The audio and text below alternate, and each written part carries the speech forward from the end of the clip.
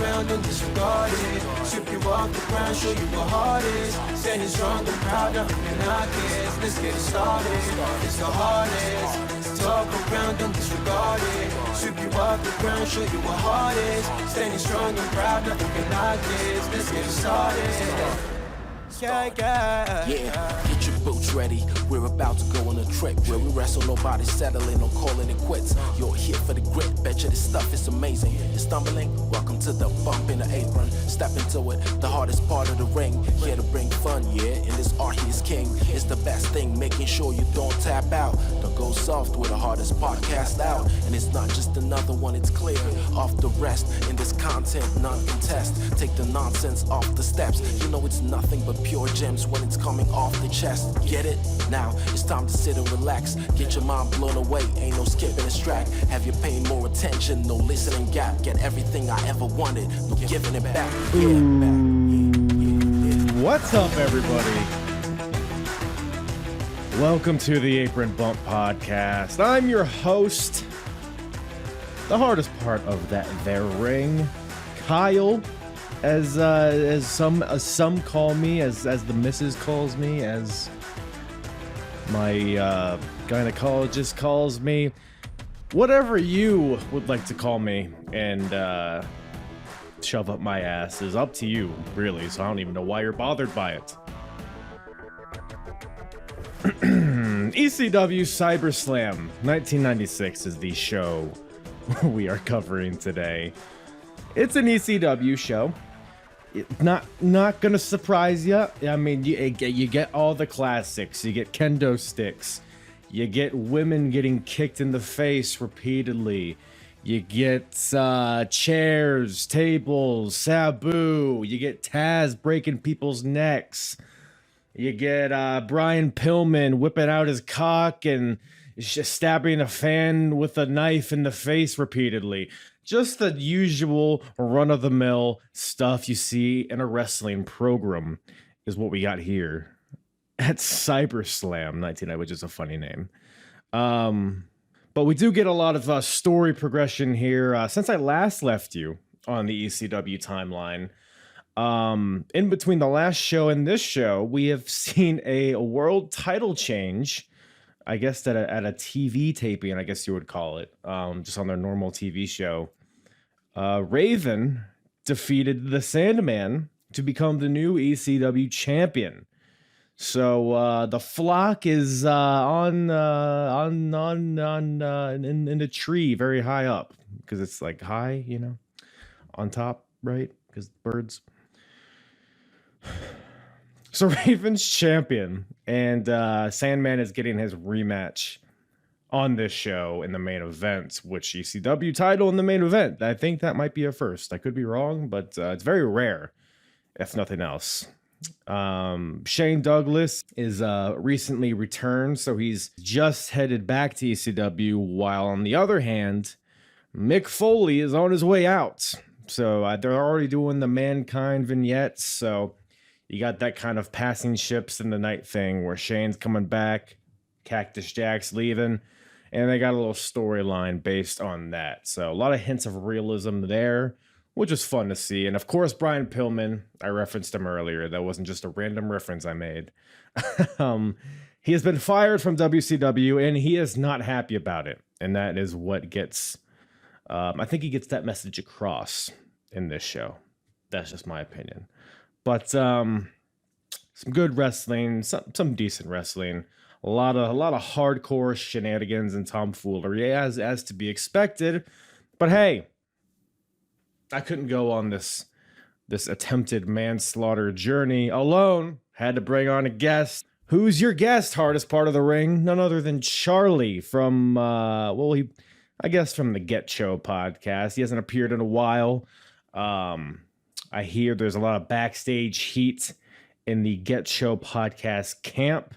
I hear Just took a dump in Charlie's bag backstage, and now there's a lot of animosity there. So there's some hullabaloo going on there. But go check out Charlie on Twitter at CharlieBBad, and I don't know, maybe support his crippling gambling addiction, maybe perhaps if you want to support him. But support also the Get Cho podcast, which birthed Charlie, I think. I think that's the story. The Get Cho podcast. I've had Just on, I've had Garn on, I've had them all on. Great group of guys, great group of Asians, and a hilarious podcast. They get into wrestling, they get into some pop culture stuff, some sports stuff. They make wrestling fun, and because it is. At the end of the day, wrestling's a very silly thing, and they embrace that and have a good old time doing it. So go check that out. All of that info in the description below. Apronbump.com for all my full episodes. Apron Bump on all the social medias. And and stay tuned for the end, by the way, where the battle for supremacy in 1996 continues, where we will not only grade this show, but we'll see if any superlatives come out of it. It was the best match of 96 in this show. And keep in mind, this is among WWF, WCW, ECW, the Wrestling Wars of the 90s, as this series has been titled. We're going to figure out if there's any matches of the year so far, worst matches of the year, best character, worst character, etc. Got a whole scoring system in place. It's a good old time. And the winner, once the year is over, whoever has the most points. I am going to buy a championship belt representative of that company. So stay tuned, folks. If you would like to listen to me recap some more ECW shows all the way back to November 1994, you know what? I'll just throw a link in the description. You can find it yourself. But you can go to apronbump.com, type in ECW in the search bar, and that'll bring you to all of the ECW shows that I've covered so far. And it's been a journey. There's always going to be another mountain. I'm always going to want to make it move. It's always going to be an uphill battle. Sometimes you got to lose. And sometimes you got to watch, Spiro's Gecko wrestle in an ECW show, which we do. So with that, I think we might as well get to it, huh?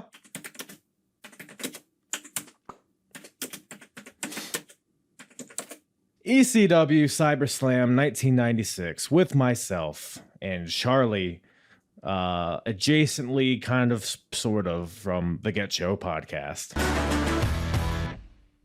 I hear you. How's life, man? It's been a while. Just same old. Just a ton of work. It sucks because I can't be Get Cho's still alive, which is great, and it's I can't do it because it's I barely have time to watch anything anymore. I haven't watched a whole episode of Raw, SmackDown, AEW in it feels like years. Ever since I haven't podcasted. By the way, I like how you don't have time to watch Raw and SmackDown, but you're CyberSlam 1996. Yeah, I'll watch the Dirt Bike Kid wrestle some matches. I mean, you know what? I'd rather watch it. You know what I mean? It's kind of a joke, but literally I'd rather watch this than Raw today. So yeah, the only time I keep up with wrestling now is if it has anything to do with Sami Zayn and Roman Reigns. Yes. Everything else is kind of for some reason, Maximum Male Models do it for me too. Dude, they're so fucking hilarious. I don't know why their shit isn't on SmackDown, or is it? I haven't really watched a lot either, but they don't seem mainstreamy because their shit's low key funny as shit. Right. But it's you put that on SmackDown, they're touching tips and it's sort of yeah, man, when you put it like that, maybe it's made for Twitter specific. They're so committed to it. Just I heard they were on last night, so all right, let's see if I could catch it. Thank goodness they were one of the last matches on SmackDown last night. They were so committed to their tags, they refused to tag each other. They just do the shit. I'm see, that sells me on SmackDown. That gives me a reason to tune in. Yeah. So that's. Yeah, pretty much. And but main thing is I've always been a huge Sami Zayn fan, especially from his El Generico days. Where it's like I remember I was on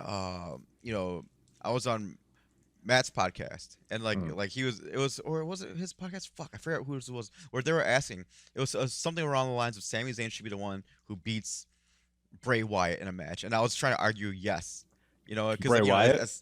Yeah, as stupid as it sounds, I just kept arguing yeah, it should be him because in the end, it's an unpopular opinion show. Okay. Yeah. Okay. And I was just singing in praises of Sami Zayn because back in the day, he was just so brilliant, such smart matches. He could read the crowd like no He's other. Still so good. He just when he gets the opportunity. Exactly. But like I get it with his look. It's like, how do you market that? I mean, no, sorry, Sammy. Right. At the same time, though, it's like he's almost like cartoonishly like different looking to where I Yeah, feel like you can market that in a certain way. I don't know. I guess so, but it doesn't put a tickle in Vince's pickle, So Right. it's like, I mean, it tickled Triple H's like, well, his nose. Because he has a big one, right? Yeah. Jew face. But is Triple H Jewish? I guess Levesque. That's pretty Jewy, right? Oh my God. Are you Jewish? You're not Jewish, Are you- right? Me? Right, yeah. I mean, like Canadians can be when it's Jewish. convenient to me. When it's convenient to me, yeah. Yeah. Whenever it works for you. Exactly. Well, I want Yom Kippur off. we got a few Jews in this show.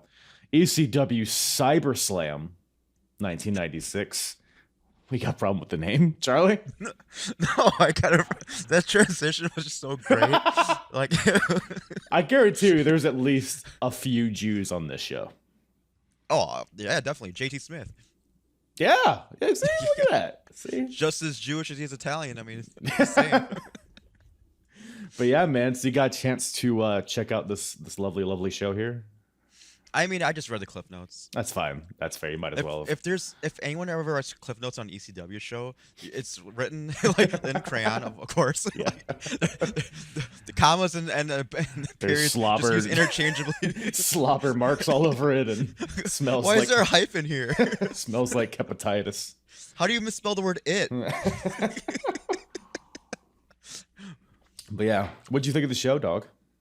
Oh my God, it was like at times it was really hard to watch. At times it was like I couldn't stop laughing hysterically. Like Yeah.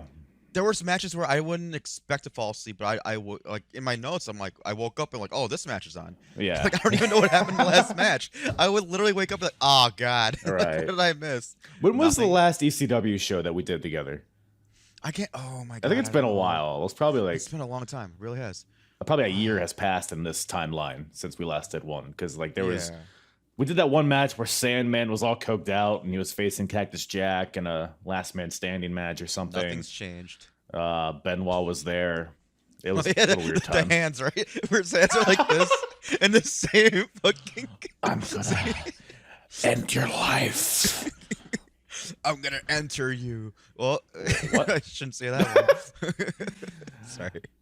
Well, yeah. But yeah, not a lot has changed, but some has changed, if that makes any sense. But we still get these ridiculous jobber matches to open the show. So at least we have that. We have a good old 6-man tag match here. We got Judge Dredd and the Bad Crew. The Bad Crew, of course, comprised of Dog and Rose. So that's the Bad Crew versus Dino Sandolph, Donnie Allen, and the Dirt Bike Kid. What a cast of characters. I mean, it's I'm glad you ran by the names because I remember like I wrote in my notes. So I was sitting there like I went to rewind to catch the names of all these guys and I realized I didn't give a shit. Like, oh wait, don't care. I was just wondering. I was like, screw it. like I got the card off of Cage Match. That's the only reason I know any of these guys' names. Oh, I should. That was genius. I should have just did that because like the audio on the show was just so horrific. There were Yeah. times where I just be like, I don't know what they just said. Because I like watched the Billy Billy link that I might have sent it to you a while ago Yeah. for like an old ECW show. But I watched it Yeah. on that and I was like, this is kind of shitty. Let me go ahead and check Peacock and see if the quality's any better. And it like wasn't really. It's like slightly better, but not enough to suffer through their dubbed over music. So I should have went to Billy Billy because yeah, I missed the music. I was just thinking about that too. It's like some of the songs are like, these knockoffs are right. Well, there Yeah, weren't a it's lot of kind of entrances on this distracting. show, to be fair. So I guess it didn't really make a whole lot of difference. But yeah, man. So this opening match is probably like a minute long. The crowd is chanting "You all suck."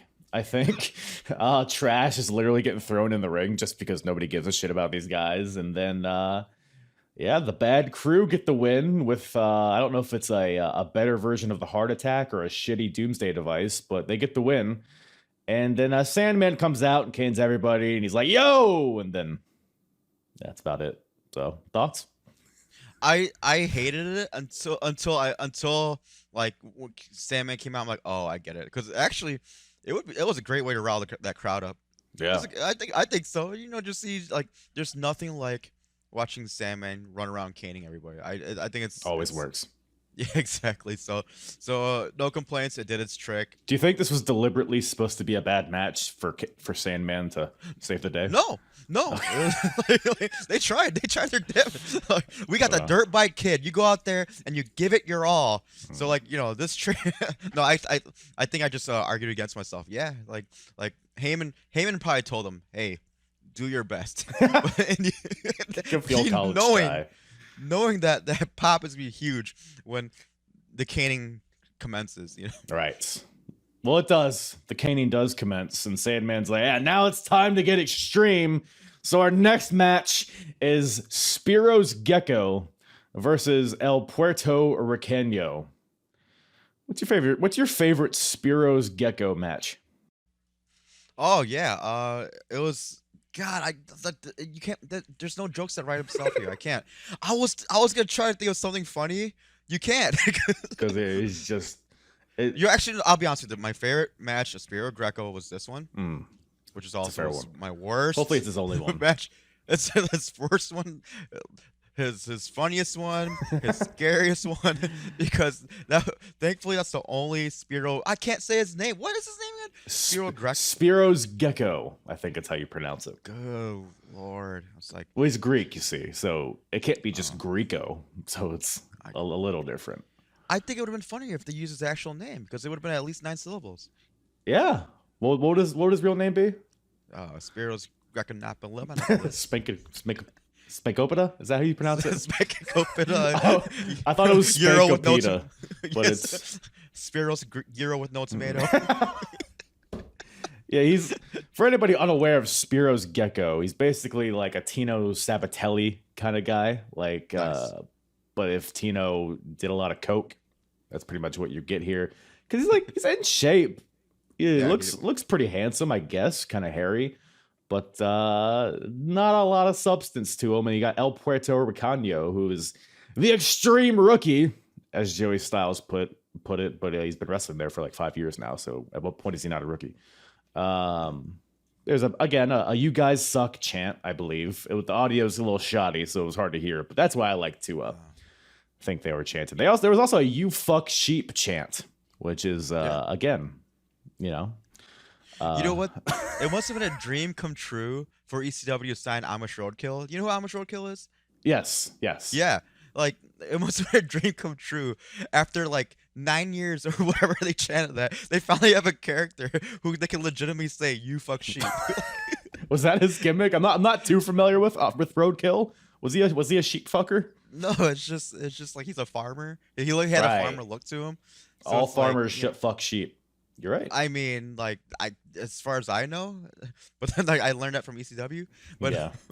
how much you want to bet that even though even though that guy had a Greek flag on his nuts, the fans still don't know he was Greek. Well, he also had the Greek god on his ass. So. Oh, okay, never mind.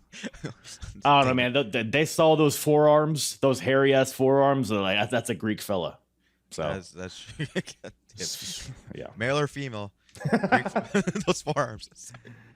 Sorry, ladies. But a very unspectacular match, I would describe this. And any other thoughts on this one?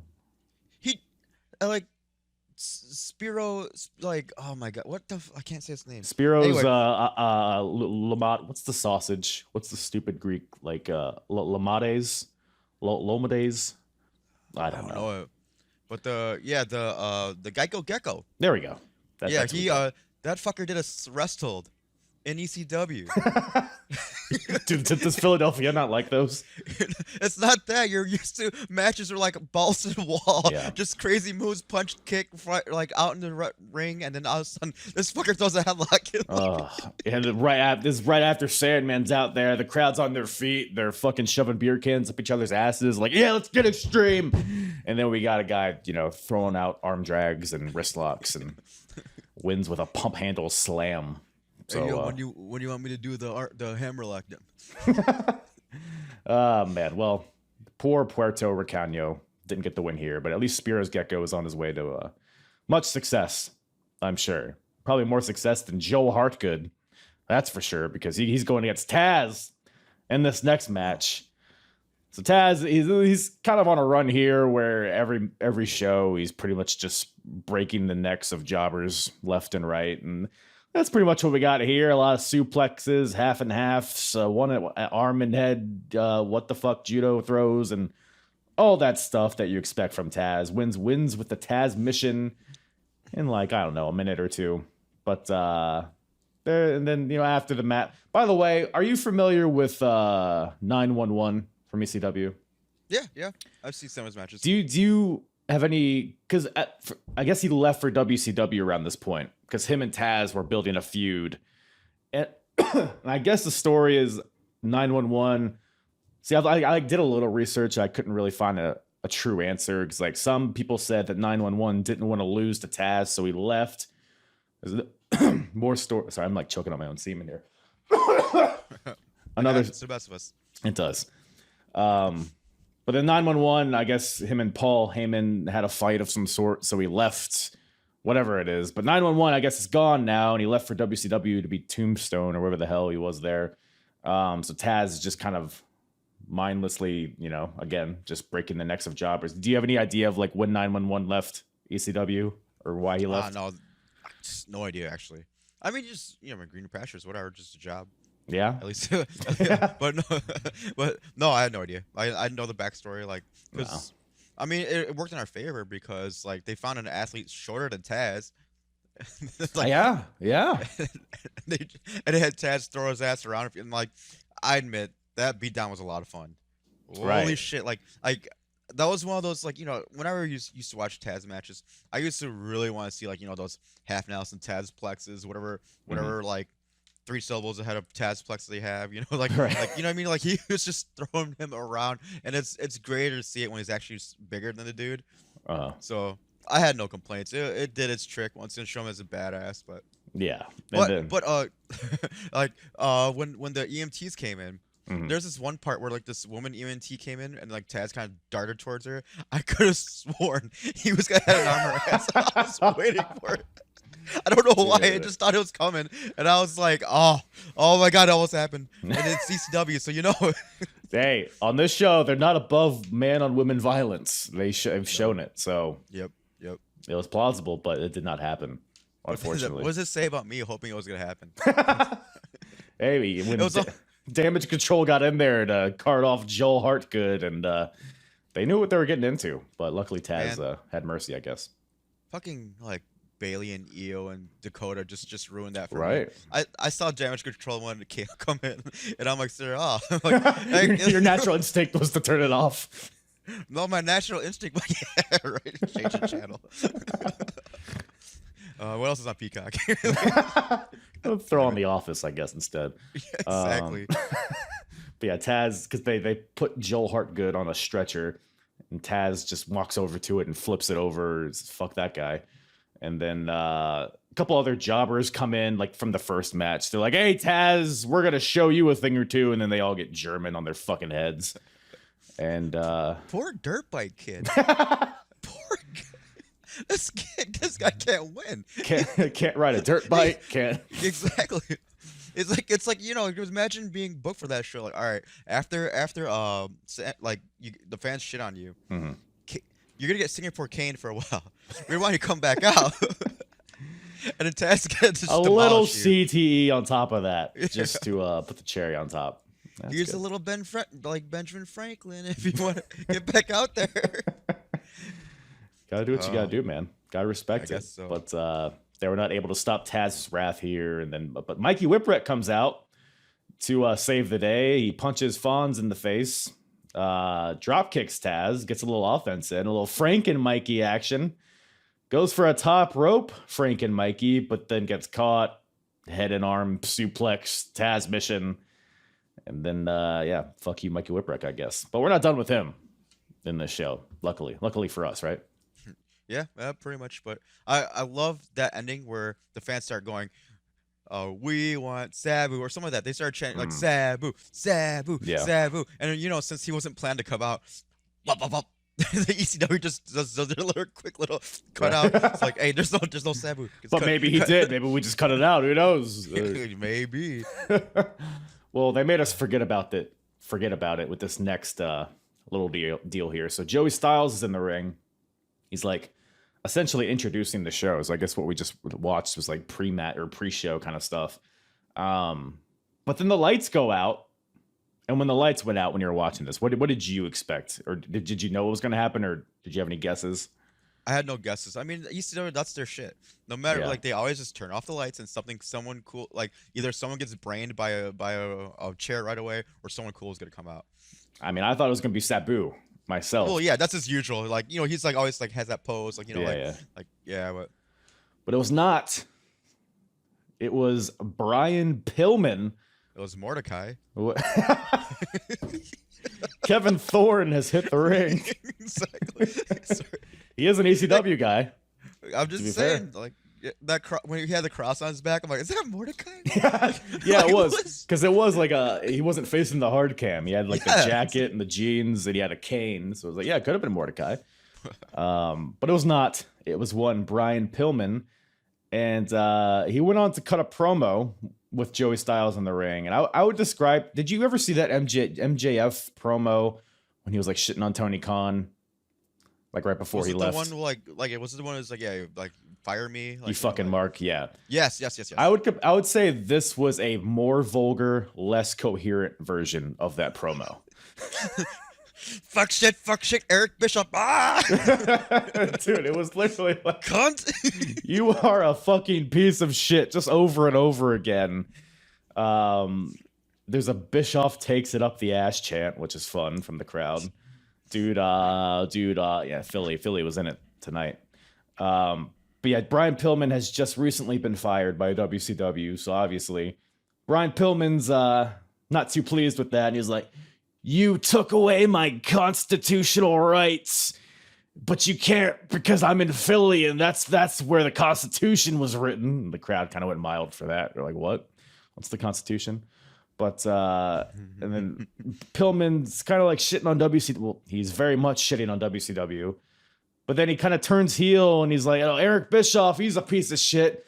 But each mark in here is just like Eric Bischoff. You know what a mark is? A mark's a person who spends his last $20 on crack. A mark's a person that thinks OJ didn't do it. I was like, what the fuck? All right. This took a turn. But then, he threatens to yank out his Johnson and piss in this hellhole. And I thought we were going to see some Brian Pillman cock. But fucking Todd Gordon and Paul Heyman and Shane Douglas come out to stop his Johnson. And hey, this wasn't part of the deal. So they're kind of leaning into this reality kind of thing. Like, this is all before NWO and Attitude Era. So I feel like ECW was ahead of the curve when it comes to that. But yeah, what'd you think of this whole deal? I just speechless. Exactly. I just don't know what to say. It was just there.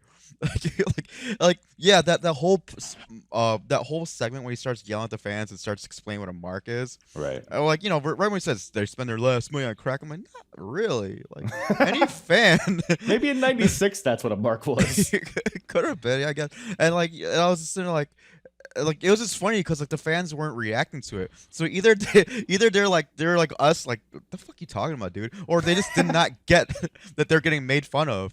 Right. They were just happy to see Brian Pillman, so they weren't going to boo him. They're like, woo, yeah. Like, Brian Pillman's like, you guys are all pieces of shit. Yes, Brian Pillman. Yes, we are. And like, I was more amazed. Like, you know, like 1/3 of Paul Heyman looks good. Yeah. You see that? He was like tiny. I'm like, look at this fucker go. He's got some speed. I mean, he still has speed, but like he's got like down that the hill, yeah. Yeah, exactly. He's got that O-line speed, that O-line, like offensive lineman speed. You know right. what I mean? It's like, damn, this guy can move. Holy he can move one step to the left or one step to the right really fast, but then he's done. But the one other thing that like this segment just made me like laugh my ass off is I saw someone throw a tennis ball in the ring. Like, someone brought a fucking tennis ball. They're like, when's a good time for me to throw this into the ring? Now's my chance. I specifically brought this tennis ball to throw it at someone, and I only got one. So I'm going to throw it. And he's just like, this is it. and I think to go back to what you were saying, the fans started a let him piss chant. Right. The They all wanted to see that Pillman cock, man. I can't blame them. So these guys were asking to watch a man urinate in front of them. It's like, if this is your first ECW show, or you bring your girlfriend to a show, but hey, this show's gonna be awesome, watch this. And then you guys are like, let him piss. You know you're not getting a second date. Brother, if I was dating a gal, I would never bring her to an ECW show. I know. That's asking for trouble. That was a Proud Boy meeting. Yeah, dude. It was. I'm sorry. That was like because like it was like you saw like a sprinkle of, like a couple, like, even though like of course ECW had to like put like a hard cam on like one black guy in the whole like arena, Right. but Right. it was very Scorpio, secluded. Too Cold Scorpio. he was a fan part time, and then he got in the ring. Exactly. Yeah, but yeah, and then, was it just me, or did Pillman have a fork in his pocket?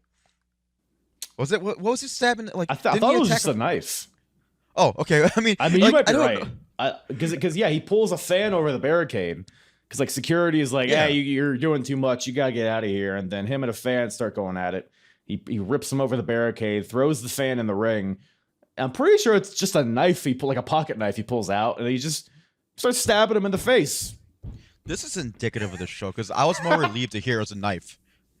Yeah, I mean, because I was gonna shit on him for having a fucking metal fork in his pocket. Like, you know, like right after this promo, I'm gonna get some lo mein. Like you know, I mean, go to Chen's across the street. he's gonna use the same fork too. It's already sauced. I don't know. Get the Pepsi. Look, man, it's you walk into that arena and you're just riddled with all sorts of STDs and AIDS. It's like it smells like chlamydia. Dude, I could smell the chlamydia just watching the show somehow. But yeah, he's like going at it on this fan, like a ground and pound with his knife, and then Shane Douglas, takes his sweet old time to come out and push him off. He's like, hey, security, get this piece of shit out of here. I'll beat his fucking ass tonight. He's like, all right, Shane Douglas, let's chill out. The franchise, man. Gotta love him, right? Yep. This franchise, you definitely showed it this episode. He did. I digress. No, we'll get back to the franchise. Don't you worry. Don't you worry. I know you're like, man, I have so much to say about the franchise. I wish I could talk more, but don't worry. We'll get back to him. Lots to talk about. Let him piss. Let him piss. Let him piss is the. That should be the episode. That should be the name of the show for this episode. I wonder if that's on his tombstone. But anyways, so how do you follow up attempted murder, attempted pissing in the ring? A huge debut. You follow it with Bubba Ray Dudley versus Mr. Hughes, because it cuts from that segment like to mid-match. Bubba's like getting beat down by Mr. Hughes. Big Dick's in the ring. Big Dick Dudley, that is.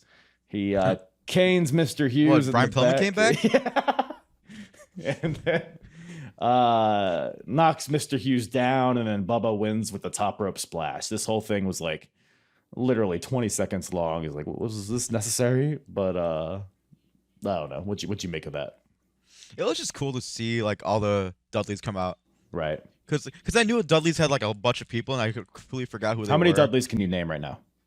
Oh, let's have some. Oh shit. Okay, was it TW Dudley? That's what he said. Oh, I don't know. God, Oh no, DW Dudley.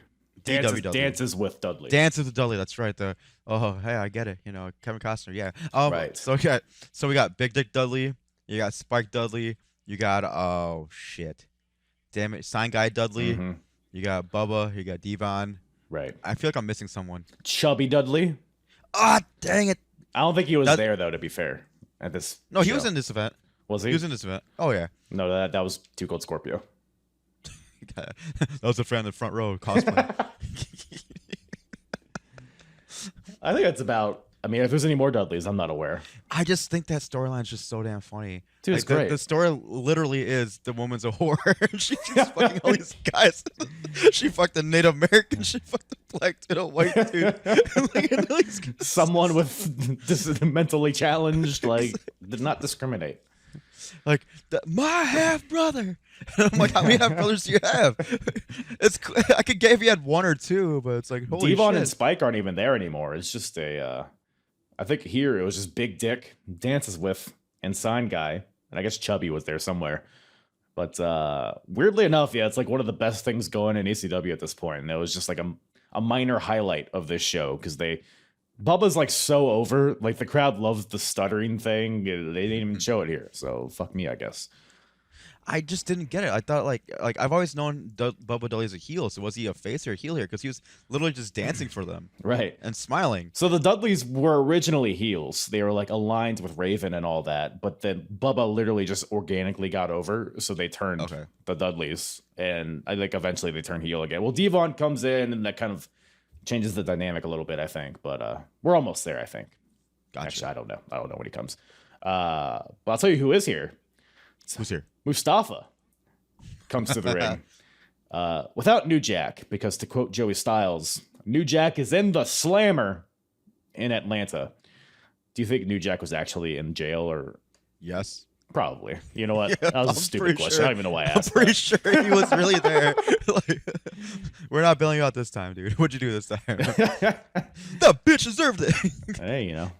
And he was in Atlanta too, so maybe stabbed Hulk Hogan and WCW. I don't know. But Mustafa's here alone, and he cuts a promo, and I've never heard Mustafa cut a promo before, and I quickly realized why that is, because he is an unintelligible motherfucker. This Mustafa, I don't know what he's talking about. Did you catch anything that he said? No, and like I was looking to see if he had subtitles because I was gonna. I wanted to see the stenographer be like, it's just a shrugging emoji. it's like, exactly like the, because it was literally like, and then I'm gonna do this, and then I'm gonna do this and this. I'm like, what's he laughing at? He's talking about something, and because it was supposed to be the gangsters versus the headhunters, but he was like, I'll take them on by myself. But then Damian Kane, who is the manager of the headhunters, comes out and he's like, hey, Mustafa, I'd like to offer you a job as part of my crew. You can clean up after us. You can carry our bags, all that stuff. And Mustafa's like, hey, the only job I need is a hand job. Pause for laughter. And Damian's like, No. Fuck off. Damian's like, you boys are criminals. Only birds that can't fly are jailbirds. That's what you fellas are. Then Mustafa doesn't take too kindly to this. He beats the shit out of Damian Kane, and then in come the headhunters, Mofat and Mohim. They hit Mustafa with the powerplex, so one of them hits a superplex, and the other guy comes off with a splash. So Mustafa's out of there. And then Damian's like, yeah, open challenge, I guess. And then out come the Blue Brothers, as they were known in WWF, but they are now known as the Bruiser Brothers. Don and Ron? Yeah, Don and Ron Harris. The Bruise Brothers making their debut in ECW, also known as DOA, the skinheads from WWF. You know, they had matches with the Bariquas and all that stuff. What power? Sorry. Facing off against the Headhunters here, and a lot of mindless violence, just fighting in the crowd, chairs from the, I don't know. What did you, is 4 stars, 5 stars? What do you think? Yeah, 5 stars. Yeah, out of 10. But anyway, no, like the only thing I wrote down is like if the Harris brothers like did a Dragon Ball fusion, they'd be Big Show. Yeah, I could see right? it. I could see He's looking it. like Paul White, right? I was like, if Paul White came out of the dryer for too long, he looked like these fuckers. He could have been the third one. Like John Harris. That's what the Big Show could have been. Oh god, I just thought about that hand job joke again. That's why I'm laughing. Anyway, Did you just get it? Your mom was so stupid that he gave out hand jobs because it would help their unemployment. Anyway, you ever hear that joke? I just ruined it. No, go ahead. Say it again. Your mama is so stupid that she gave your uncle a hand job because he said it would help his unemployment. Fuck you, dude. Fuck you. That's just fuck. Fuck you. So hard. That's all I got. All right. So Headhunters.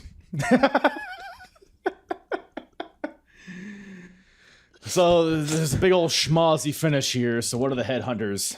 It's a moonsault, and one of the Bruise brothers hits a big boot onto the other Headhunter. There's a double pin, but apparently the brothers got the Bruisers, whatever the fuck they're called, the Bruise brothers got the pin first, so they win. It's a weird clusterfuck. I don't know. But then they're both heels at the end of the day, so it's like, why are we doing this? Yep. Exactly. Thoughts exactly. But hey, like I would get someone to watch this match just for that moonsault though. You see Yeah. a guy that fucking big do a beautiful moonsault like that.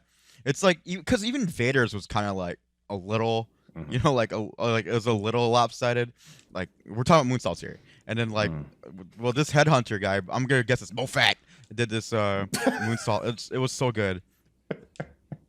no, I mean, because the first time I saw a Headhunters match, which was the last show, I was like, God, these guys are just bumbling around in there. Like, they're so unathletic. And then this guy just the most beautiful moonsault I've ever seen in my life. So it's like, Yeah, I was like, why? How? How does that, like, because he's like 4 foot tall and 500 pounds. It was like, how is that even physically possible? But it happened. you know, the first time I saw the Headhunters, one of them actually was in one of the Royal Rumbles.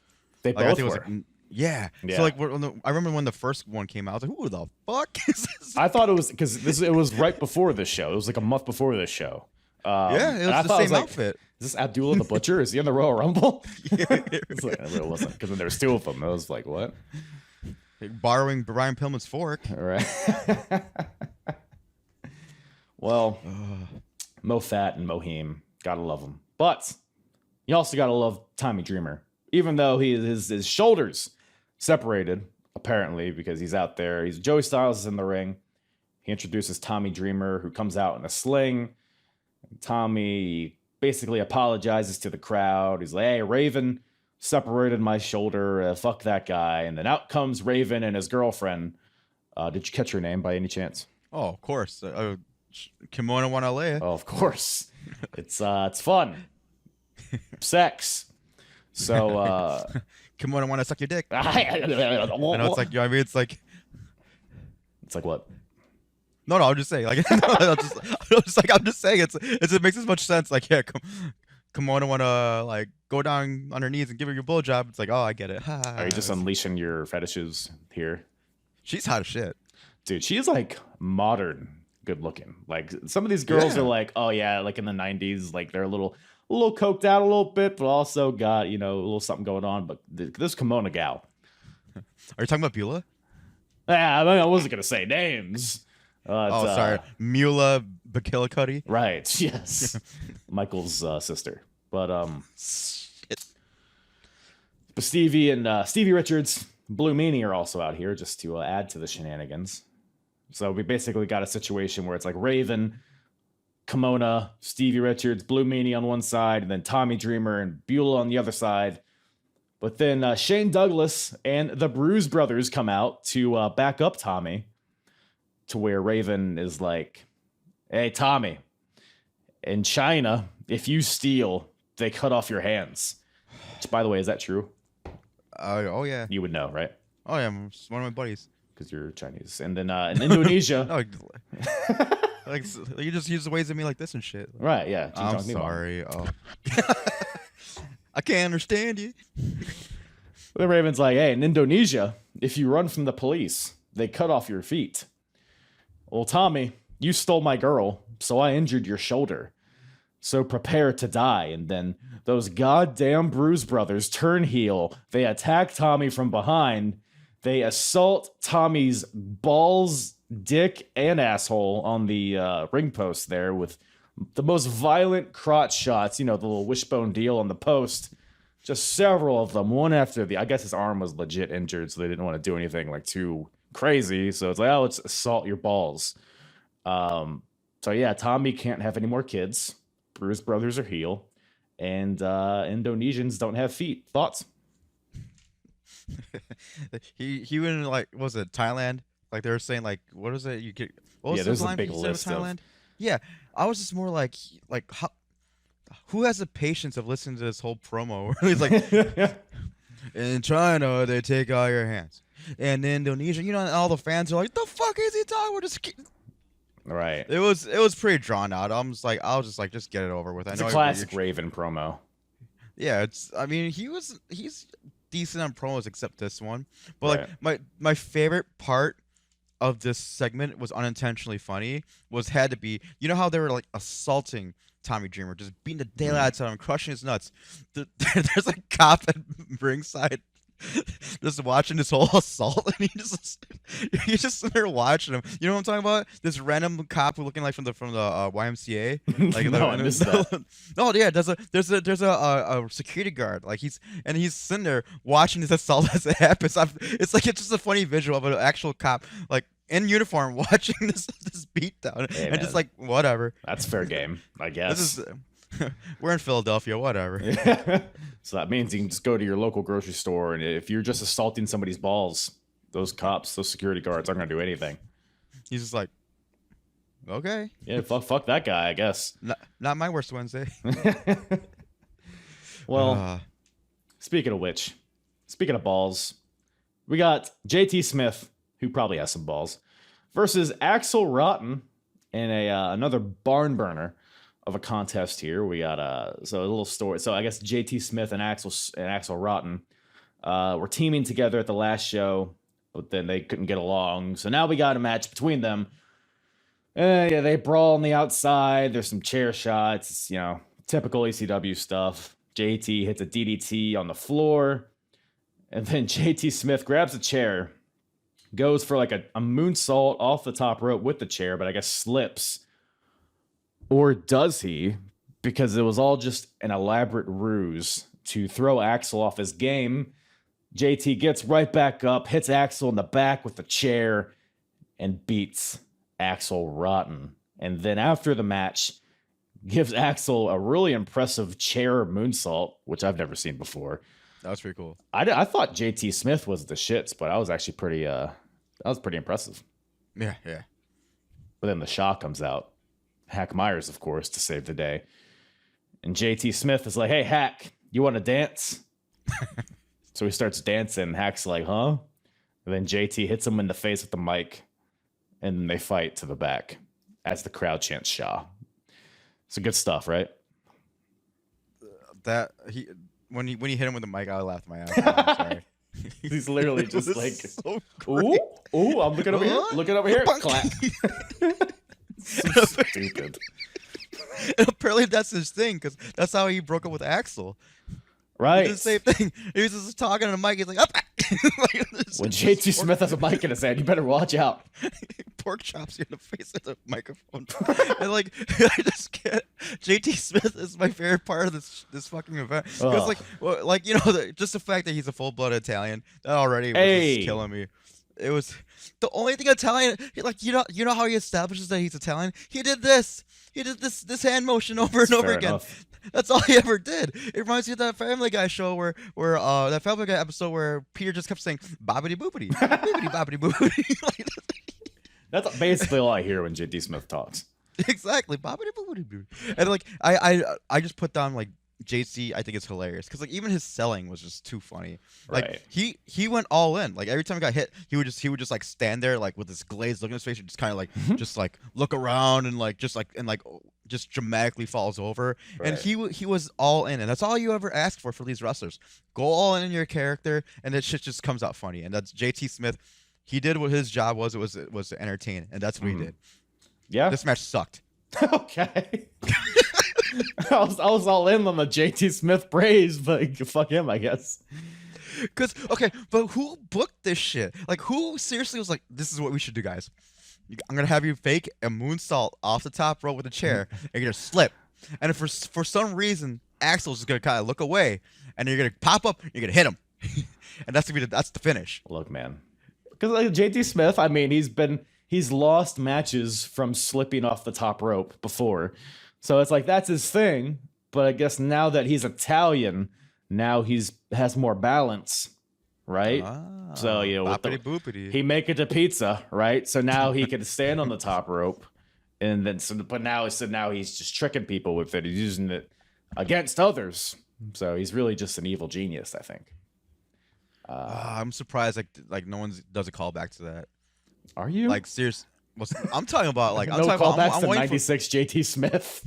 I'm just saying, like like on SmackDown, someone like pretends to like do like a 450, but then like falls off and crashes themselves, then no sells it, and then hits a DDT and wins the match. You should be booking a promotion. You need to start a wrestling company. I think that's GCW money. is on. GCW is on your line. Hold on. Yeah, that's a GCW thing that they would do. I feel like. That's genius. It's like, sorry, Mr. Janela, I can't. I'm sorry. Oh God, that is a Joey Janela type of thing. You're not wrong. God damn it. But speaking of Joey Janela, we got a triple dog collar match. It's a 6-person tag. What's wrong, Charlie? What's wrong? I mean, dog collar matches, really? Like, okay, like if you got like, okay, two stud like workers, like 2 stud team workers, like FTR and Briscoes, you're gonna do like. By the way, like I know it's sad to hear about Jay Briscoe. That guy, like I think you and I were singing his praises a long time ago. I think we were talking about how we clearly we thought that in our opinion they were like the best tag team ever. Like I'll just say me. Just in general. Like, I agree with you. Yeah, the most versatile team I've ever seen. Like I don't care why they were never booked, but in the end, I love I love the Briscoes. But anyway, just R.I.P. But that's hard enough as this to do a dog collar match with 2 people. 4 people, you need like 4 studs like them. 6 people, holy shit! But you know why this dog collar match worked, right? Because of Francine's asshole on display. Yeah, that was my answer 1B. Right. My answer 1A was Saturn over and over again in the middle of the match, just casually taken off the chain. Dude, what the fuck? Okay, so this match, he wasn't the only one too, because I should say, so the people in this match, so it's a 6-man tag. It's Stevie Richards and the Eliminators versus the Pitbulls and Francine. Now, of course, the Pitbulls is a team comprised of Pitbull number 1 and Pitbull number 2. Pitbull number 2. So we got these guys in there. Right off the bell rings, Stevie kick right to the chops of Francine. So she's dead. Best part of the match. But she comes out in this big baggy t-shirt. She takes it off. She's literally wearing lingerie. Stevie's like, wait a minute. I don't care about that. Boom. Bob's your uncle. She's out. Good night. Well, that's his thing, I guess, right? He's a sissy boy, is his gimmick. To quote the crowd. Well, no, we got to go over how Stevie Richards was introduced in this match. Go for it. It's not a bird. Wait, no, it's a bird. It's a plane. No, it's Man of Steel, King of Swing, one half of the Fabulous Ones, Super Stevie Richards. That's how he was introduced by the ring announcer. So that's his gimmick. It's good stuff, right? You like that? It was better when you said it, to be honest with you. Because I couldn't understand what you're saying. Like the announcer, like, oh, the best is first. I'm like, what the hell are you saying? Well, Stevie kicks Francine and then just takes his collar off. So it's like, if you could just take your collar off, like, what's the point of this match? Exactly. But whatever. And like you said, everyone else is just like, oh, they're switching chains, they're switching collars. It's like, at what point did we just take the collars off and just have a regular? I don't know. But yeah, this match is, it's like, I don't know, just mindless fighting in the crowd. Like at one point, like the whole first row of the crowd has chairs up and they're just taking turns bashing each other's head into the chairs, and it's like, I guess the crowd liked it, but it was it was fine. The Francine part, I got you. That was more a Pitbull number 1, but good stuff. Pitbull number 2 got kind of guy. Oh, that's cheeky. That's cheeky. I like that. Get the fuck out of here. I don't know. What'd you make of this whole debacle of a? I think doing podcasting with you made me realize that I really, really enjoy violence against women. Okay. Sure. I'm with you. when it comes out of nowhere. Because like I don't know why, but like whenever I hysterically laughed again right when she got super kicked. I was just because of who did Michael Shane kick on that Ring of Honor show? Simply Luscious. Simply Luscious, yeah, just for no reason. Inexplicably. Now we should say, just you love specifically super kicks to women. Right. 100%. That's particularly hilarious. Cancel me I anyway. agree. No, it's fine. Cancel me anyway. That's fine. Get Cho Podcast. Send all your hate mail there. It's like I said, bitch. But no, it was this match was just god awful. I'm sorry. It was just like I can't get into this type of. I mean, there was some like fun spots. Like they fight to like the stage where the commentary and shit is, and Saturn does a moonsault off the stage onto one of the pit bulls. So there's some fun stuff here, some table spots.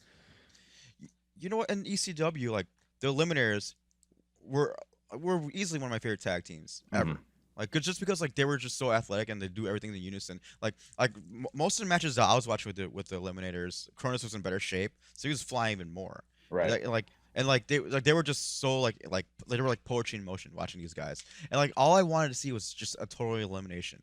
One of my favorite tag team moves of all time. That's all I needed to see. And I was like, God damn it! Like after all this like drawn out brawling around this match was easily way better for the people in the crowd than me watching, because I'm just like it's just punch kick, But the end where all those total eliminations brought me right back.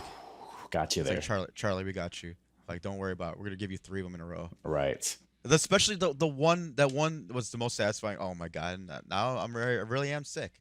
I am sick because like I am a sick son of a bitch, because the Francine total elimination was so like it was just I needed to see it. I'm like, are they gonna do it or not? They built are they up gonna to do that it or too. not? They kept building. They kept teasing it, and then I nut.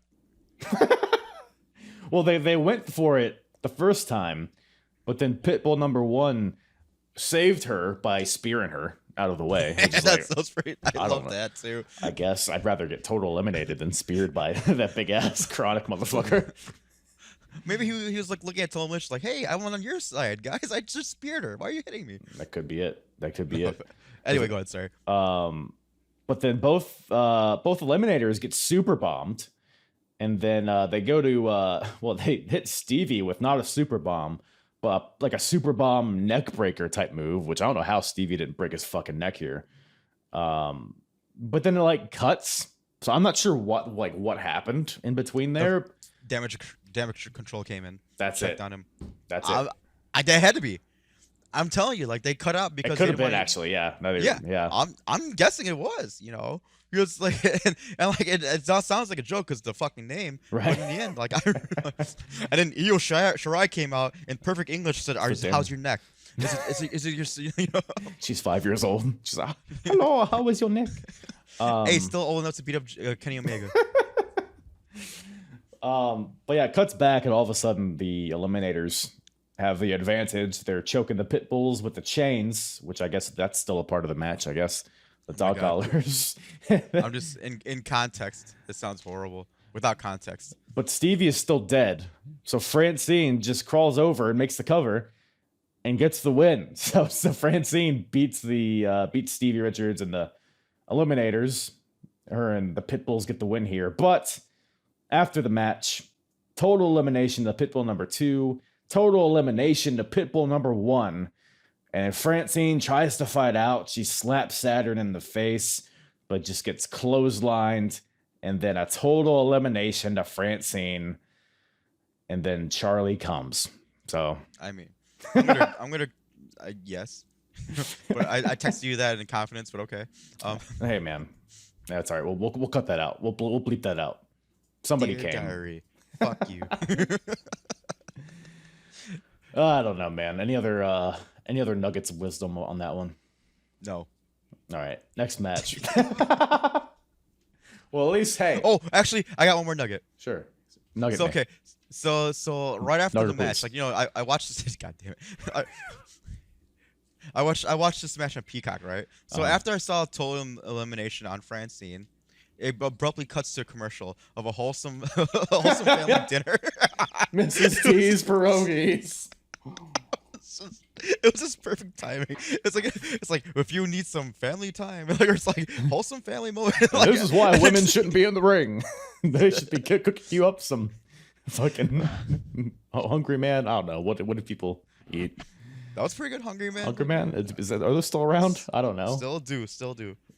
Did I Jorno's? do shop. I shop at Food for Less. There you go.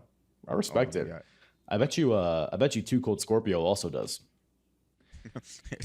I mean, with ECW pay, I mean, I mean, he can't even afford entire tights. He has like assless chaps in there wrestling Sabu, which by the way, Too Cold Scorpio is the TV champion, and he's defending that belt against Sabu. So this, I'm curious as to what you think about this match, because a part of me is like, okay, this is probably like the best wrestling on this show. yes. But at the same time, it's like 30 minutes was way too long for this, I think. Yeah, it was basically an AEW show played on 0.5 speed. How dare you? It was an AEW match on 0.5 speed. No, yeah. It was a lot of moves. Yeah. Yeah. And like it was inexplicable but then here's the funny thing, is like, you would think of like how would you stage a comeback? Like how do you do this seesaw? Like like change the momentum, What Sabu would do he would just not sell. He would just get hit with a power move, pop right back up and hit him. He would just run, and like I was just like, for some reason, it's super entertaining to me. I'm like, oh fucking Sabu, god damn it. But yeah, but you're right though. It was a lot of moves, but you got one guy who's just super athletic, and you got one other guy who's just like really brutal, but like he like flies around like just like throws his body around, and like it's I don't know. It was two of my favorites of all time. I like as a kid growing up watching WCW. I loved watching Too Cold Scorpio just because he could just do cool moves. And Sabu was just Sabu. I think they're like, both super underrated, in my opinion. Yeah, 100%. Yeah. And Sabu is probably one of the best sellers I've ever seen, because I legit thought that he was legit injured in every match he did. Right. You just can't tell with this guy. And people are like, because Sabu has this like stigma about him that he like botches all the time. But as I'm like going back and watching all these shows, even the stuff he did in like TNA and stuff, he's fucking good. Yeah, He's smooth. It's like, and like I love his moveset. It's just like, I mean, he's a little formulaic sometimes, because you know an Arabian press is coming, fucking Air Sabu's coming, all this shit's gonna come. But the thing is, it's exciting. Like he just like throws his body around, does these amazing things. Like I was waiting for an Air Sabu where he would jump off the chair, jump on the ropes, and just dive on the guy, right? Instead of doing that, he just completely like flips over the ropes and flips into the crowd over the railing, and I'm like, this guy's amazing. Yeah. I could see but the beginning of the match was my favorite part, Why because is that? Sabu has this move where he dives at your legs, right? Yes. He just and what does Too Cold Scorpio do? He just simply kicks him in the face. He's Dude. like, he just lifted his foot up and just kicked him. I was like, yes, someone finally did it. That's my 1, 2, favorite 3, thing. game over. Like in MMA, when you see that, when somebody goes for a takedown and the guy just shoves his knee and they're fucking knocked ice cold. How much of a silly goose do you gotta feel like? If you're scattering report, you're going against fucking Curtis Blades. All he does is go for tackle. You just put your fucking knee up and you see you later. Scorpio read the scouting report on Sabu, knew he's gonna dive at his legs, lifted his foot up, and just brains him in the mouth. Oh wait, did I just say brain him in the mouth? He gave him brain in the middle of the ring. It was crazy. It was the damnedest thing you'd ever see. And then he filleted him. But yeah, I mean, it was. I want to say like I liked it, but there's moments where it's like it just plodded. It just got so slow. Then all of a sudden they would do another thing that's super cool. Like there was a moonsault leg drop, for the love of God. And that didn't finish the match. It didn't finish the match. And it was as crazy as it was such a great move. Didn't finish the match. You just didn't know what was gonna finish it. It was power move. But then another thing you knew it was gonna be a 30. I didn't know it was gonna be a 30-minute draw, but I was saying like Sabu was starting to do like submission holds. Yeah, Sabu has a headlock on Scorpio. I was like, well, this isn't. There's something wrong. There's something in the water here. But do you like? Actually, you know what? You just remind me of one of my favorite moments of this match. Another part where I just hysterically laughed was, so Sabu has Scorpio in a headlock or sleeper. So what Scorpio does, like, since Sabu didn't like put him in a guard, he didn't wrap his legs around him. So Scorpio goes out the back door, sneaks in between Sabu's legs out of out of the headlock, and then he proceeds to punt Sabu right in the dick. Right in With like most- the asshole or something. I the don't most know. It was somewhere in there. violent, yeah, like Somewhere the in the grundle violent kick region. I've ever seen, like right in the scoofy, right, like, right there. The scoofy kick. And then, like, I His was boot like, got stuck. He'd like, oh shit. exactly. Like he came in with white boots, came out with brown. But anyway, like it was it was such a great escape to a sleeper. I'm like, once again, why is no one stealing this? What, kick in the grundle to escape a sleeper hold? You're Yeah. wondering why no like more people don't do that? Can you imagine Michael Cole going, he got kicked in the taint? Kinda, actually. I can hear that. But yeah, ultimately, Vintage Liv Morgan. that takes it to a whole other level, right into the vagina. Just shut down her opponents. That's her extreme gimmick, right? Oh, exactly. It's like #1 in the Rumble, kicking everyone in the taint. I'd watch that match.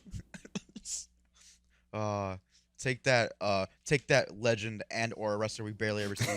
Take that, fucking Tori Wilson. Exactly. Who's a kick Oh your my stupid God. vagina. But yeah, ultimately it's a 30-minute draw. But I guess they're gonna have a rematch at some point, I would assume.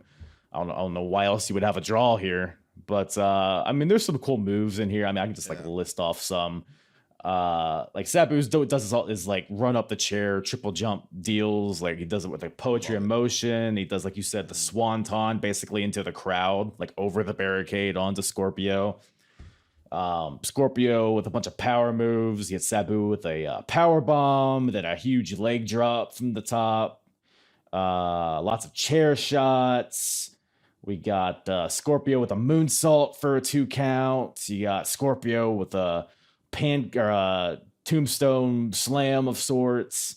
A crazy springboard sunset flip powerbomb by Scorpio. Suicide dives by Sabu. It's just like back and forth. Like you said, it didn't like, I don't know. It didn't feel like there were like peaks and valleys to it. It just felt like a constant stream of moves. Like kind of like the 6-man match. It was like just a constant stream of weapons. Like this was just a constant stream of moves, which is fine. But like when you're watching this for 30 minutes, I was like tuning out halfway through it. The triple jump into the from the ring into the crowd, but Scorpio was on a table this time. But Scorpio gets out of the way, thankfully.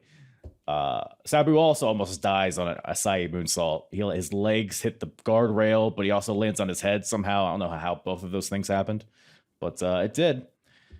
More power bombs, the moonsault leg drop, like you said, only for a 2 count.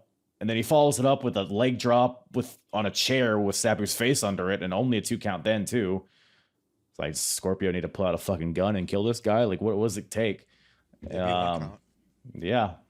And yeah, Just you like, need no oh, sell. you shot me. Fighting spirit.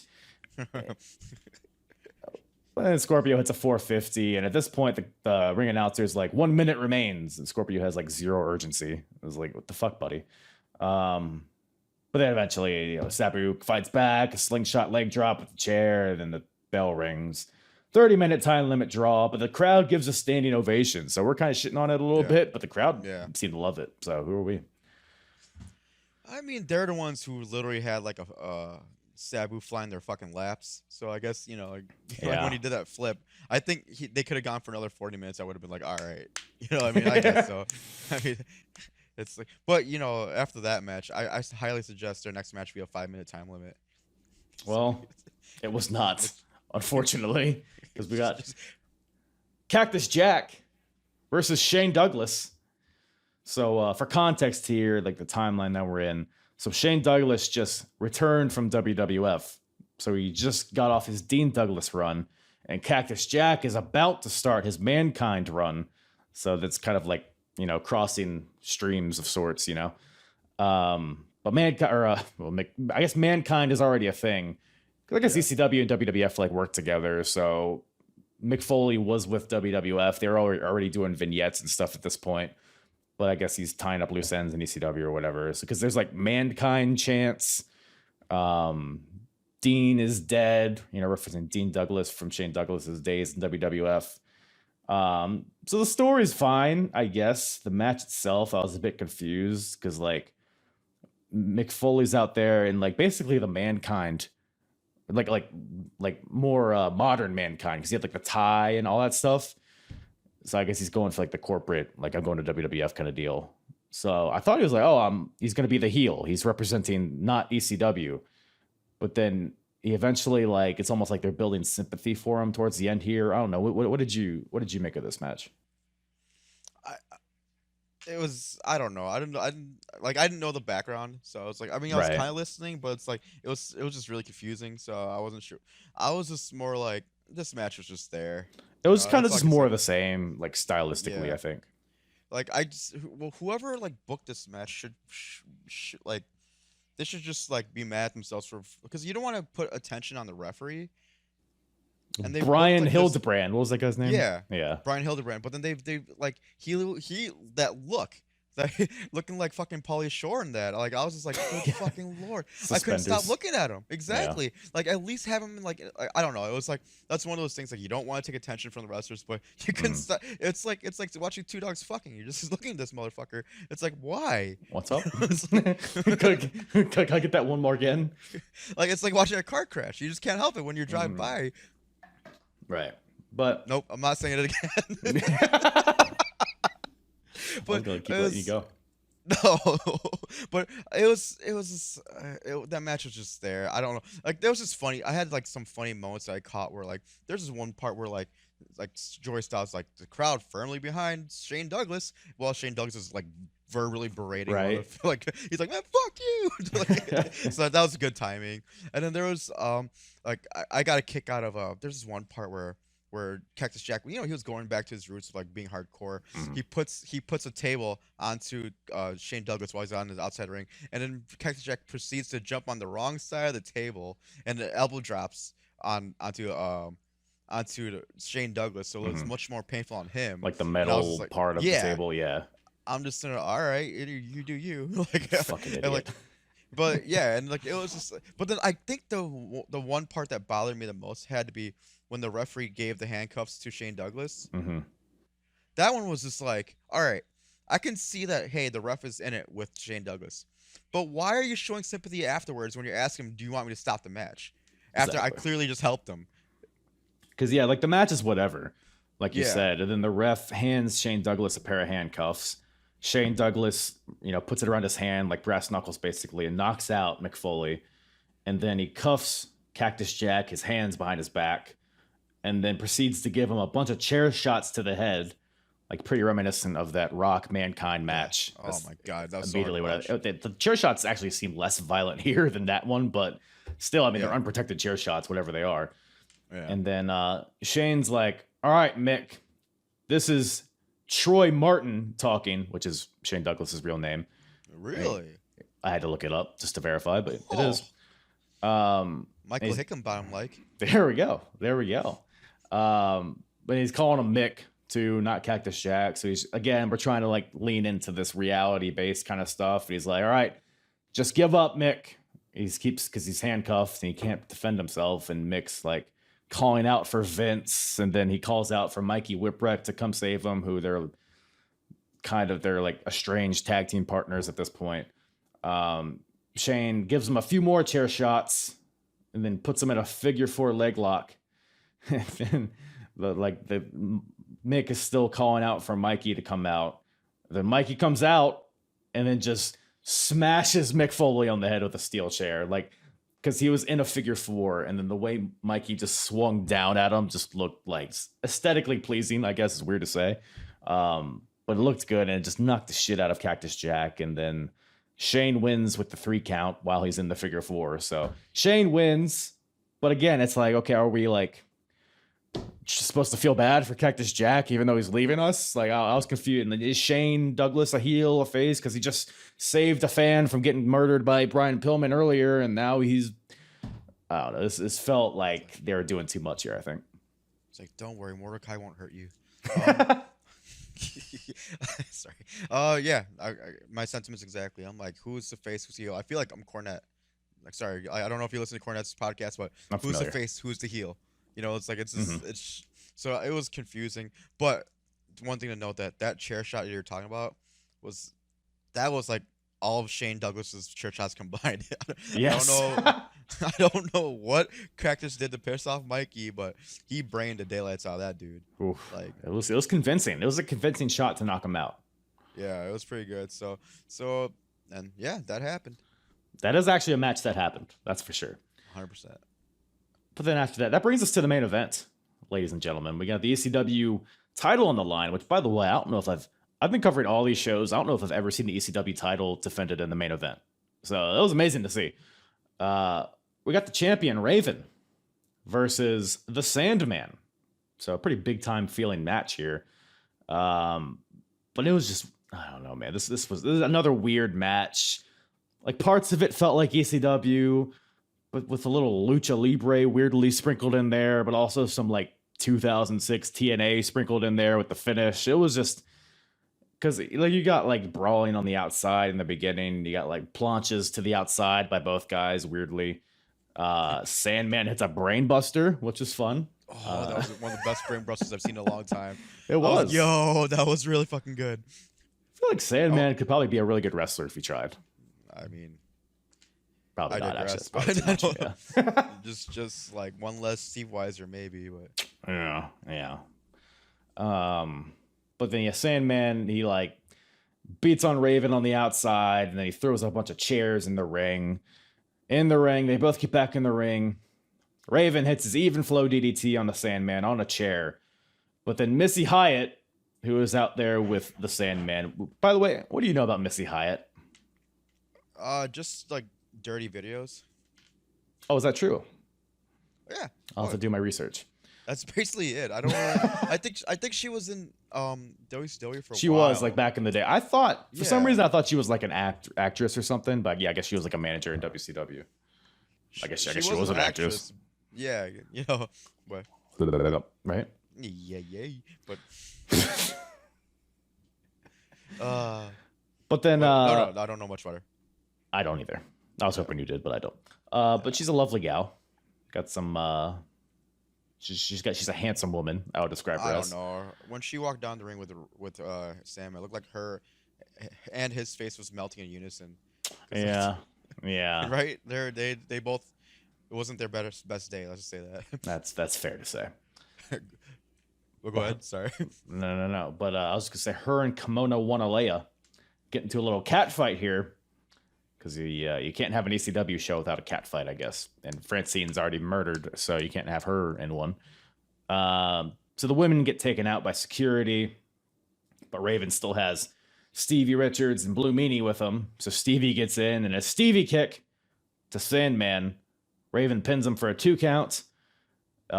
There's a moment here where the ref gets taken out with a scoop slam. Like, I think Sandman picks up Raven for a scoop slam. The ref takes a bump, but then Sandman hits him with a slam and then a leg drop, and then the ref just gets back up and pins him. It's like, what was the point of that bump? Unless it was like a legit bump that he took, like he wasn't expecting. Just a lot going on here. Another ref bump right after that. He gets sandwiched in the corner. Yep. Then Stevie Richards and Blue Meanie get in the ring.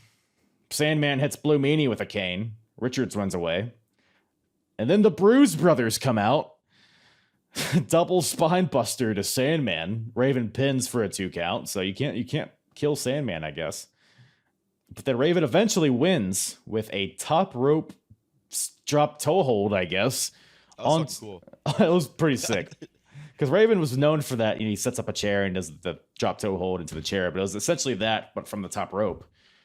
But then he follows it up with a DDT and gets the win. So Raven successfully defends his title. And a lot of bullshit chants from the crowd. So I guess they weren't happy. I guess Raven was a pretty good heel at this point. I guess they loved Sandman. They really wanted him to win the title here. So they got some good characters being developed here. But yeah, the match, it was getting a pretty weird match. I don't know. What'd you think about it? Weird is a perfect word for it. It was just like, Yeah. I don't know what the fuck is going on. But my highlights were definitely like watching Missy Hyatt like ragdoll the daylights out of Kimona, because I think Heyman clearly told Kimona, don't get any offense in this cat fight. Just don't. Like, it's because she did her job. Right. Like, it was just flat out like a mess where like Kimona, like, you know, it's like apparently Kimona, the way she fights is she just walks into people without her hands up. I didn't think I'd get this far.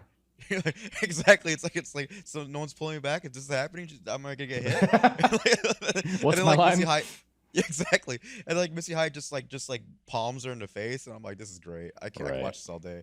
So so that was pretty cool. I mean ECW ref bumps. I'm like, why? I mean, you let these guys hit each other with chairs 'Cause and it's- canes all fucking day. Thank you. And it's like sitting there like, why am I like hiding this from the ref? This is what I'm gonna do. In front of the ref, I'm gonna pull out a machete. Because what do you As like? well. I mean, what are you gonna do? Like fucking like disqualify me? Stop it. Ref was down. All right, guys, come in here. Well, maybe is that the ECW rule? Is it like you can use any weapon in the world as long as no one interferes? Is that what it is?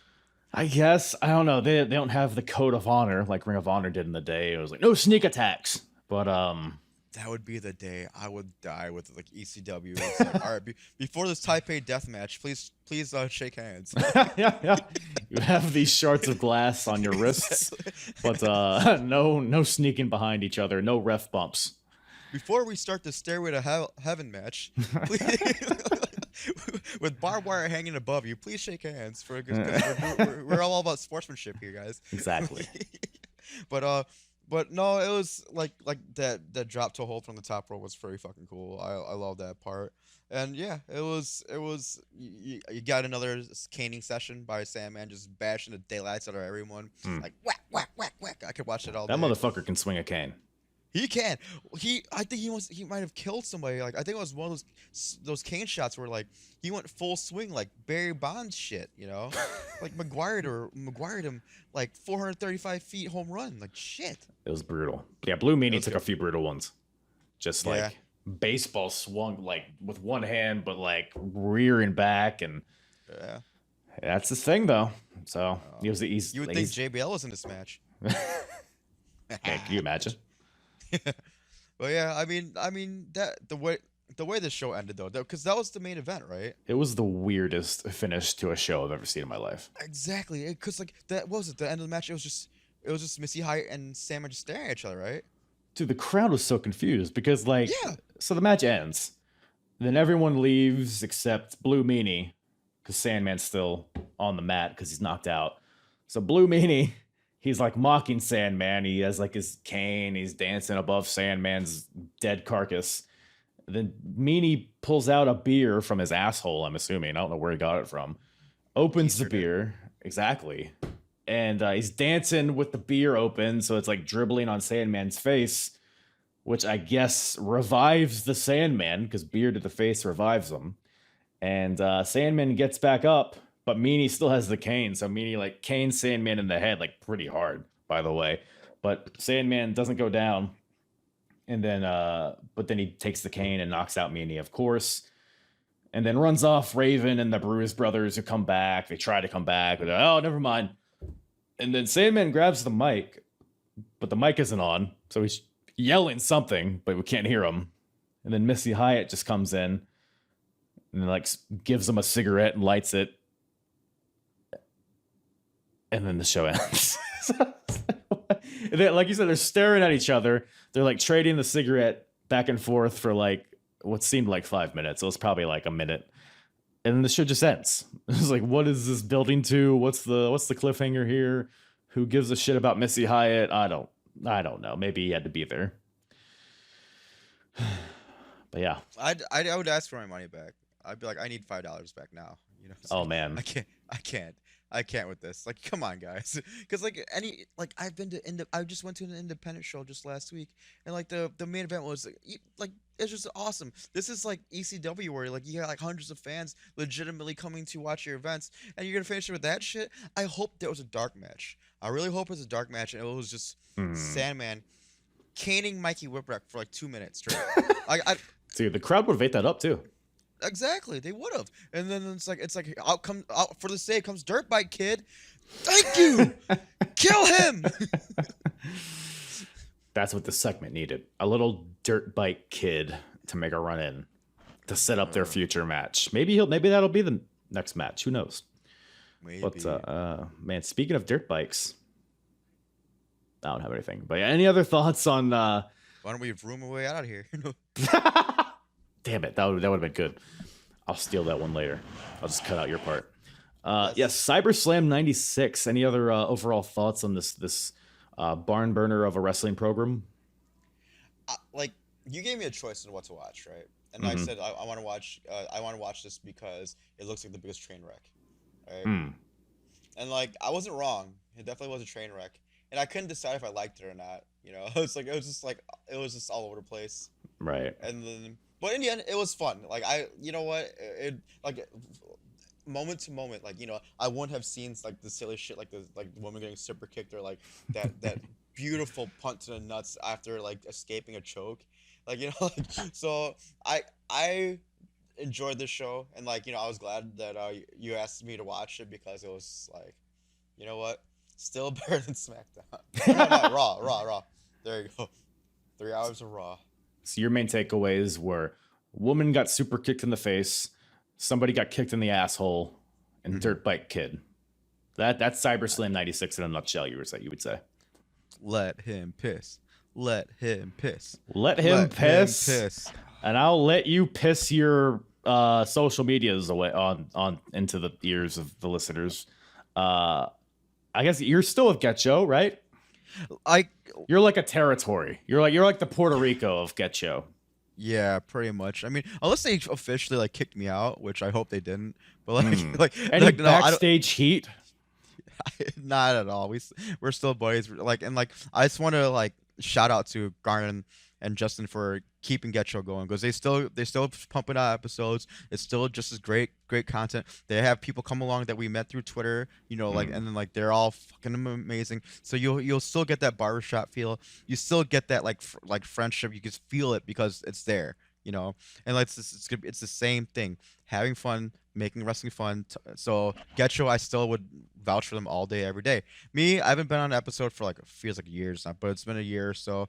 And like, maybe one day I'll be able to go on again, and like, you know, maybe I could do like a spot show or something like that. But me, I'm just named Charlie on my on my so I look for Charlie, and that's my Twitter. Actually, my Twitter is, get your pen and paper ready, guys. I'm sure you guys can run out of ink for this one, but it's at CPAWEELAI,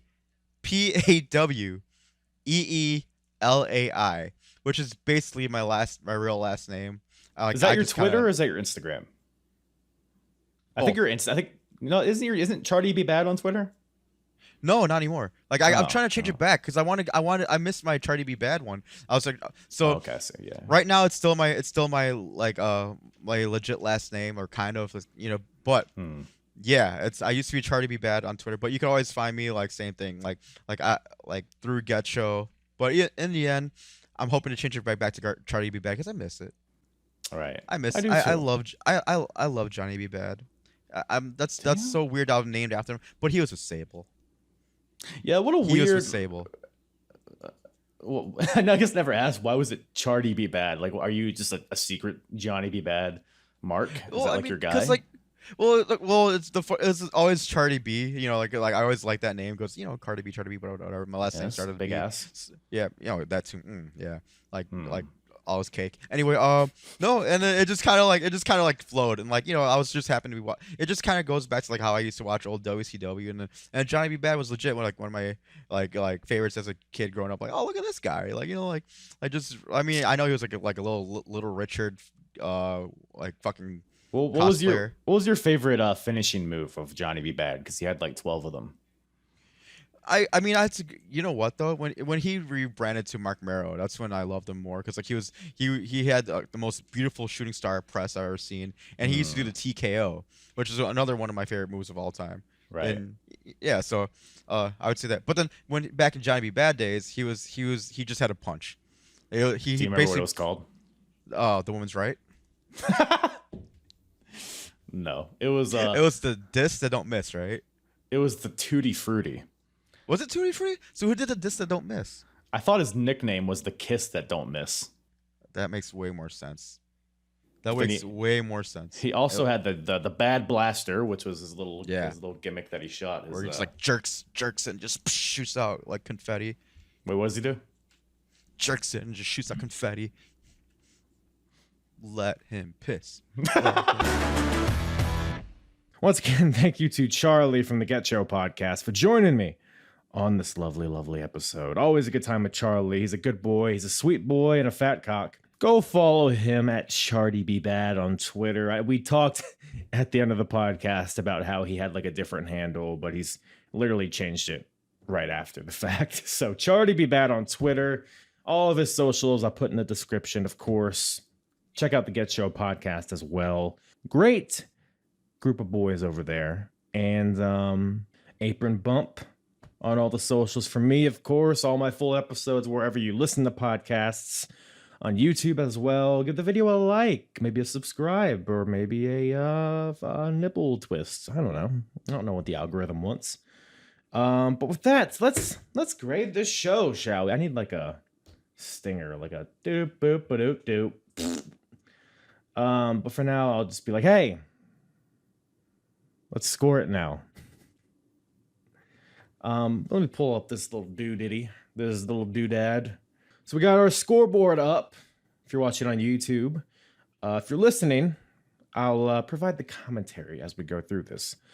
So at this point in February of 1995, February/March-ish time period, WWF has a stranglehold on this race so far with 18 points. WCW, a fat goose egg, and the ECW has 4. And as explained in previous episodes, this is based on pay-per-view grades, average grades, best pay-per-view, worst pay-per-view, best wrestling, worst wrestling, best overall, best, we'll go through it. But there's a lot of criteria involved, and but first, we must start by grading this pay-per-view. So A or S through F grading system here, obviously S being the best and F being the worst. So ECW CyberSlam, what shall we grade it? We grade ECW, the last show was an F. Big Apple Blizzard Blast and House Party was a C. So where does this fall? I don't think it's an F. But I'm probably gonna go D for this one. Not great. You had the Brian Pillman moment was cool. I mean, the matches were fine. Like Sandman Raven was fine. Sabu, you listened to the podcast. You know how we felt about it. But to me, man, it just wasn't the strongest show overall. It felt it had a lot of weak points. It felt like it took a while to kick in. The best wrestling match was Sabu versus Tuco Scorpio, and we kind of noted our problems with that. Too long, not really coherent. There's a lot of bullshit on this show, to be perfectly honest. But it wasn't the worst thing. There were some admirable moments about it, so it's not the worst thing. So I'm not going to give it an F, but it does get a D in my book. So what does that mean? We look back and we compare WWF, WCW, and ECW, and who has the highest average grade. And at this point, it is a WWF with a 3.5, which I guess would be what, like a C+. So WWF gets that, and they had it last time too, so no changes there. Now the question is, does anything else change? Starting from the top. Best pay-per-view, In Your House 6, as of right now. That has not changed. I believe we gave that a B, right? Yep. So pretty objective there. Worst pay-per-view. This was not worse than Super Brawl. In ring, I don't think anything's really changed. I think WWF at this point still has the best in-ring product. Best match. On this show, nothing was better than Shawn Michaels versus Owen Hart from In Your House 6, but nothing was worse than Hogan versus Giant in WCW. I think that was Super Brawl, right?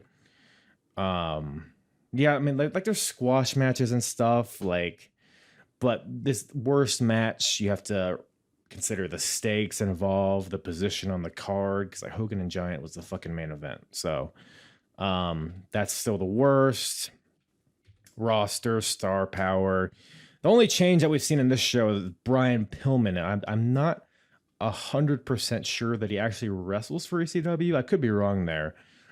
I don't know how long he stays there. It can't be too long because I know he's in WWF at some point. But again, I'm not familiar with everything about this era, so I could be wrong. But as of right now, I guess we got to go into it with that because we're not, taking hindsight into account, right?